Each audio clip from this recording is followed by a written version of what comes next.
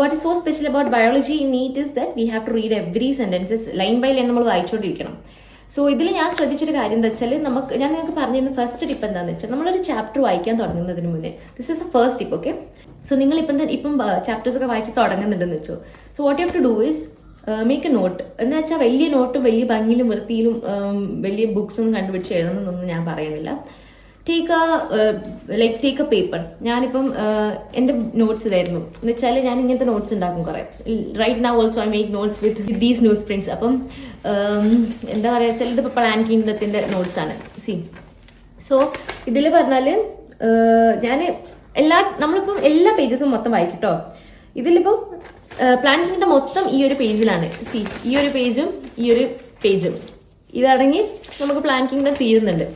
So the thing is നമുക്ക് ഭയങ്കര കൺസൈസ്ഡ് ആയി ഫീൽ ചെയ്യും. എന്ന് വെച്ചാൽ ചാപ്റ്റർ മൊത്തം ഇതിൽ ഉണ്ടെന്ന് ആലോചിക്കുമ്പോൾ ഏറ്റവും ഇമ്പോർട്ടൻ്റ് ആയിട്ടുള്ള കാര്യങ്ങളാണ് ഇതിൽ എഴുതേണ്ടത്. എന്ന് വെച്ചാൽ എല്ലാത്തിനും ഇപ്പോൾ ഫോർ എക്സാമ്പിൾ ഇപ്പം നമ്മൾ പറയുകയാണെങ്കിൽ ടെഡ് ഓഫ് ഫൈറ്റ്സ് ആണെങ്കിൽ ടെഡ് ഓഫ് ഫൈറ്റ്സിന്റെ ആ ഒരു ഇമ്പോർട്ടൻ്റ് ആയിട്ടുള്ള ഫീച്ചേഴ്സും പിന്നെ അതിന്റെ എന്താണ് അതിലിപ്പോൾ അതിന് റീപ്രൊഡക്ഷൻ ഉണ്ടാവും, പിന്നെ അതിൽ എന്താണ് അതിന്റെ ക്ലാസിഫിക്കേഷൻ ഉണ്ടാവും, പിന്നെ അതിന്റെ എക്സാമ്പിൾസ് ഇമ്പോർട്ടൻ്റ് ആയിട്ടുള്ള എക്സാമ്പിൾസ് അത് എന്തായാലും എക്സാമ്പിൾസ് ഒക്കെ നമ്മൾ ഹൈലൈറ്റ് ചെയ്തു.